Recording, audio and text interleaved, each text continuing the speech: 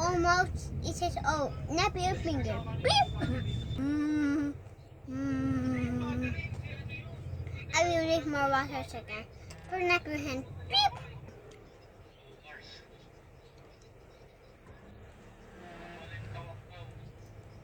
Let's check on the mirror. Andrea? Nahulog pa, Diyos niyo. Ang likod mo naman, anak. Nahulog pa sa akin. Si Daddy yan? Oo. Binabawa kasi yung phone eh. May nakukuha kong photo. Inaabot yung phone. O, yan na si Daddy, oh. Usap mo na, oh. Ano na, Ready na ate. I'm gonna eat all the lollipop, Mommy. Bakit ka? Dede ka? Pagigising lang kasi. Dede ka na. Oh.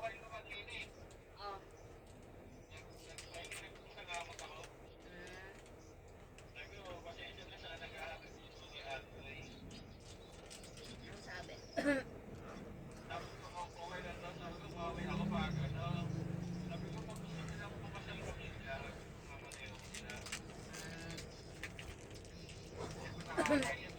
Kaya nga eh, yung dalawang atin pa siya. Kasi naman ang chat niya kasi sa akin, sabi niya, Ditche, papasok pa si Andre. Eh, siyempre, di ba, bawal naman mag-cellphone sa office. Tagal niya kasi mag-reply, sabi ko, oo. Yung pala, nag-chat pa siya kasunod, after nun na sino maghahatid. Hindi niya naman agad sinabi na, kasi na, Ditche, ano, di ba? Pasok ba si Andre kasi si Selena hindi papasok. Dapat sinabi niyang gano'n. Pumasok nga, dapat hindi papasok. Kumbaga, parang na, ano lang na, Mommy needs already na papasok not. late na. Kasi masama nga daw pakaramdam. Let's hit the river.